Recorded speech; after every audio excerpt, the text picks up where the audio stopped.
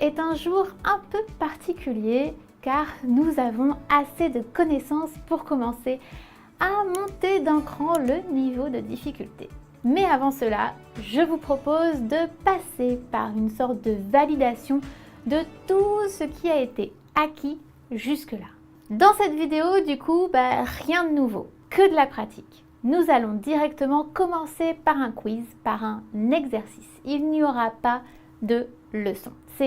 Je parle d'exercice, mais c'est juste plus comme une validation de tout ce qui a été acquis pour pouvoir être sûr que le niveau suivant, on peut le passer sans problème et sans difficulté. Donc c'est forcément juste un bon récapitulatif de tout ce qui a été vu. L'objectif, c'est vraiment de vous permettre d'observer où sont les dernières petites choses qui restent encore à travailler avant de passer aux vidéos suivantes. N'hésitez pas à revisionner 2 fois la vidéo qui va donc de l'exercice que je vais vous faire là, avant de répondre aux questions à la fin. Donc il y aura forcément, je vais vous faire une présentation, mais c'est une présentation vraiment différente parce que là on cherche à valider des acquis, donc c'est une bonne présentation avec pas mal de détails et pas mal d'informations.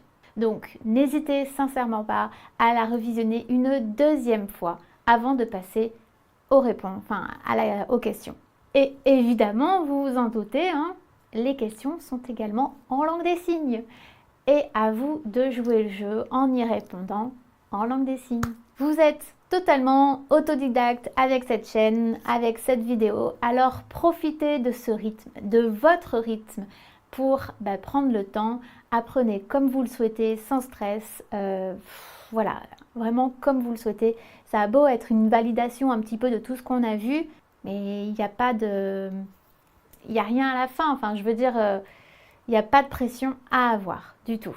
L'exercice, comme je vous l'ai dit, nous l'avons déjà fait. Je vais vous faire une présentation, mais vraiment bien plus détaillée.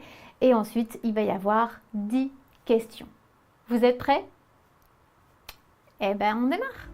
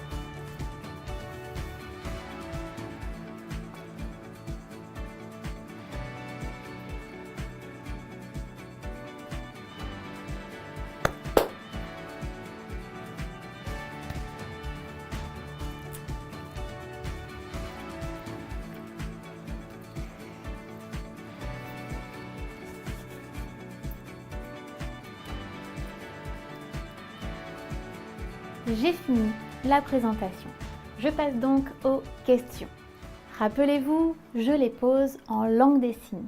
À vous d'y répondre en langue des signes également. Je pose la question, je vous laisse un laps de temps pour répondre et je corrige à la suite. Prêt? Je démarre avec la question numéro 1.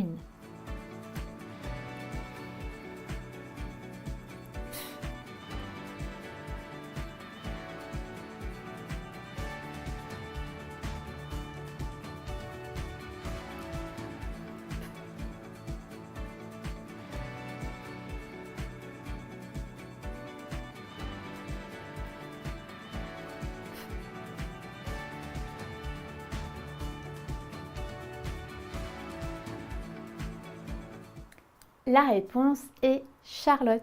Je vous demandais quel est le prénom de la personne qui se présente. Réponse Charlotte.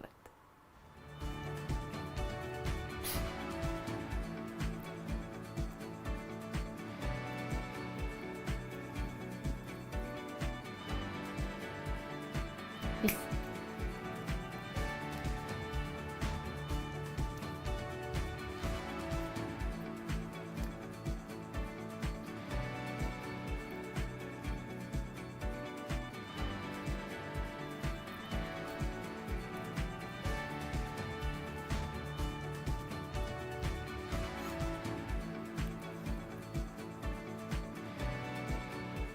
La réponse est gris.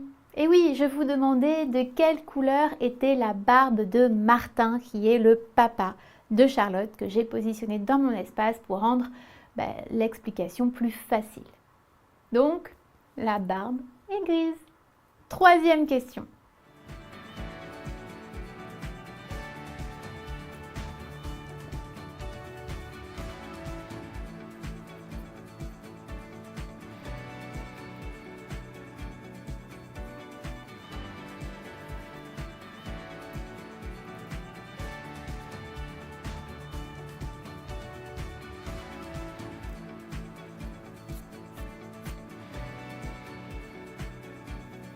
J'ai donc dit que Léo habitait en ville à Marseille dans un appartement. Et vous avez pu constater que j'ai fait une question rhétorique. La question que je vous ai posée, c'est Léo habite où? Et bien pour ma réponse, j'ai dit Léo habite où? Question rhétorique.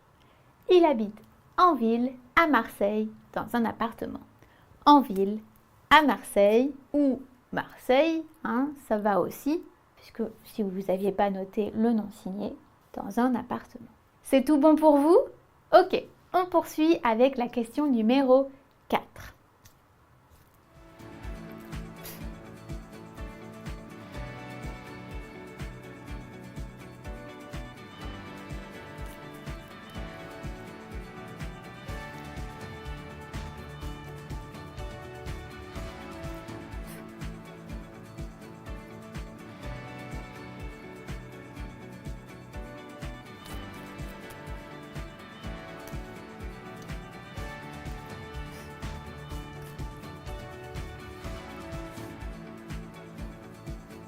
La réponse est donc sa maman, la maman de Charlotte, son métier est infirmière.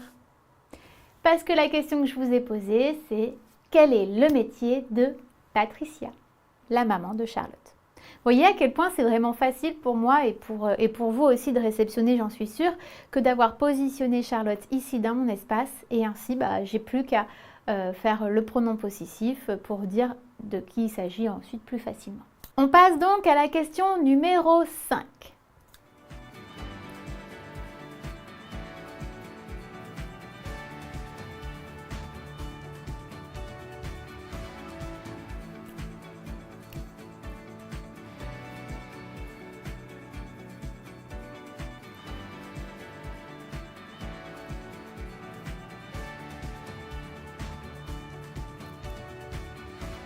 Ma réponse, Charlotte est veuve. Parce que la question était, Charlotte est-elle mariée, en couple, célibataire ou bien veuve? Donc, Charlotte est veuve. La facilité de l'avoir positionné dans mon espace. On poursuit. J'espère que pour vous, là, on arrive à la moitié, donc j'espère que pour vous, c'est clair, que ça se passe bien de votre côté. On passe à la question numéro 6.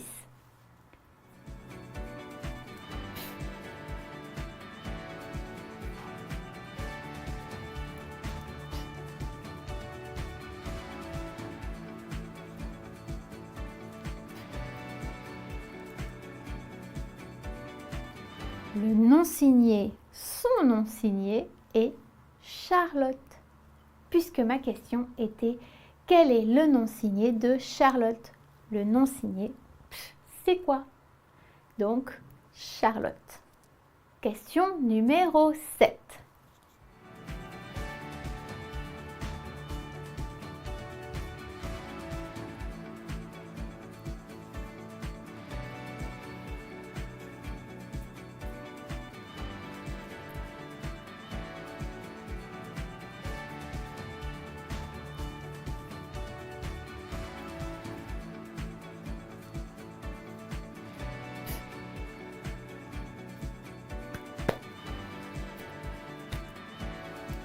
J'ai donc dit sa fille, âgée de 10 ans. Puisque ma question était Margot, c'est qui? Eh bien, la fille de Charlotte, sa fille. Elle est âgée de 10 ans. Question numéro 8.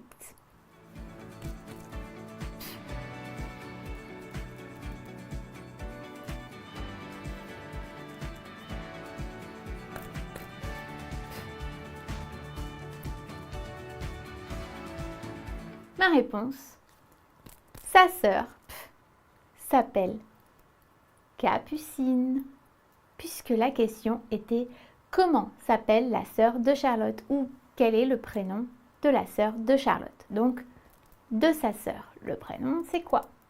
Allez, on poursuit. Question numéro 9.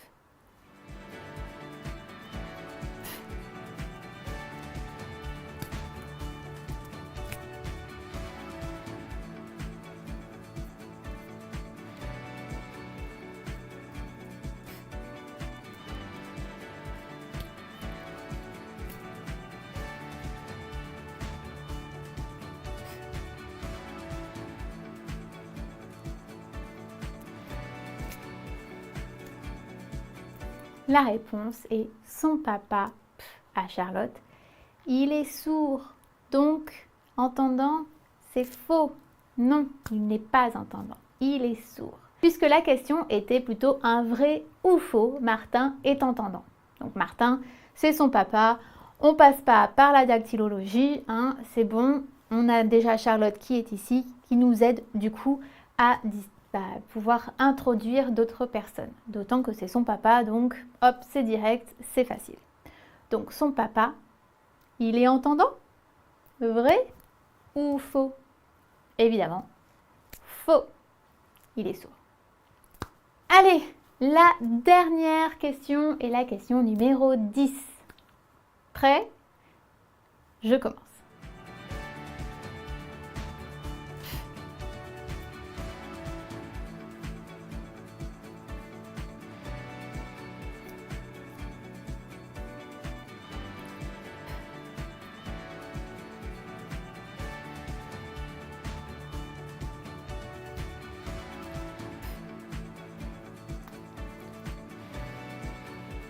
J'ai donc dit que la maman de Charlotte, Patricia, elle est susceptible. Elle est vraiment très susceptible.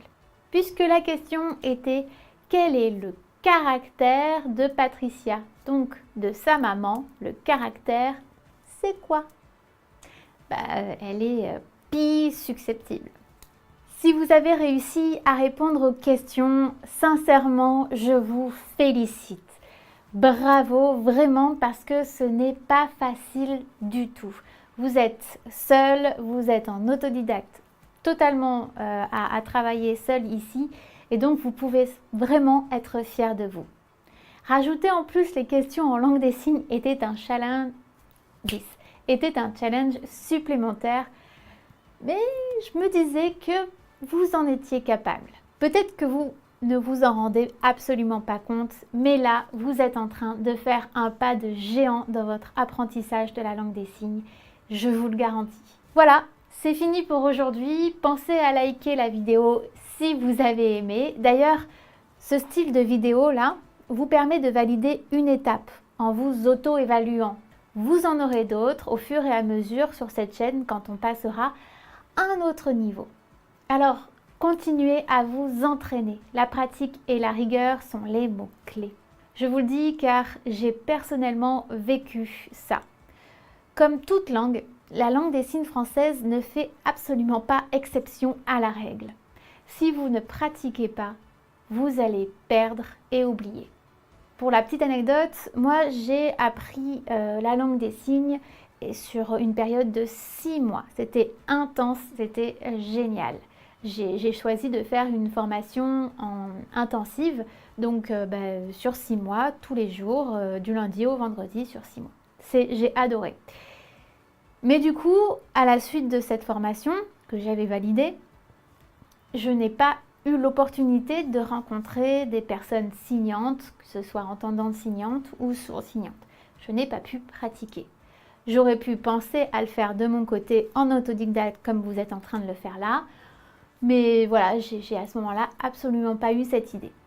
Et un jour, je me suis retrouvée face à une personne sourde au sport, à la salle de sport, et on m'a mis avec elle parce qu'on savait que j'avais des notions, des bases, enfin une bonne base à la base en langue des signes. Et j'étais très déçue de moi-même. Je m'en suis voulu parce que j'étais en plus paniquée vu que ça faisait longtemps que j'avais pas signé. Mais surtout, il n'y a plus rien qui revenait, enfin plus rien, c'est exagéré.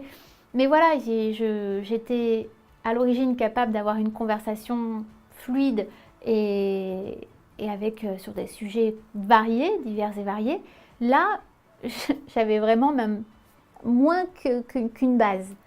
Bon, le stress n'aidant pas aussi certainement. Mais bon voilà, je me suis sentie complètement démunie et je m'en voulais parce que j'ai justement appris cette langue pour entrer en contact avec la population sourde pour que eux soient plus une accessibilité et cette personne a pris le courage de venir dans une salle de sport, de s'y inscrire alors qu'on était tous entendants. J'étais là, j'aurais pu communiquer avec elle et elle se serait sentie du coup inclue dans le groupe, mais je ne pouvais pas. Je m'en suis, si vous savez, voulu, encore aujourd'hui, si tu te reconnais la personne dont je parle.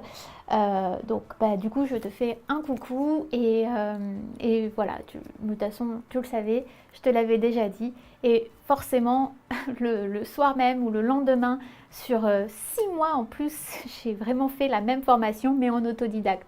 C'est-à-dire que j'ai révisé, revu mon lexique, mon vocabulaire, les textes, j'ai pratiqué, je me suis filmée, je me suis corrigée en regardant les vidéos. C'était comme si je refaisais le travail que j'avais déjà fait. Donc voilà, mais bon, c'est une erreur qu'on fait peut-être certainement tous à un moment donné. Et puis si je peux vous donner mon expérience pour que vous évitiez cette erreur-là, c'est pas mal. Donc la petite astuce pour éviter cette erreur, quand vous vous en sentirez capable et que je pense que je vous le dirai que là c'est bon, vous pouvez y aller, rendez-vous dans des cafés-signes. Les cafés-signes, c'est quoi? Ce sont des lieux où c'est pas, vous pouvez boire un café, mais vous pouvez boire aussi d'autres boissons. Hein. En règle générale, c'est en fin de journée. Ça dépend des villes. Vous avez des bars, des cafés qui le font une fois par semaine.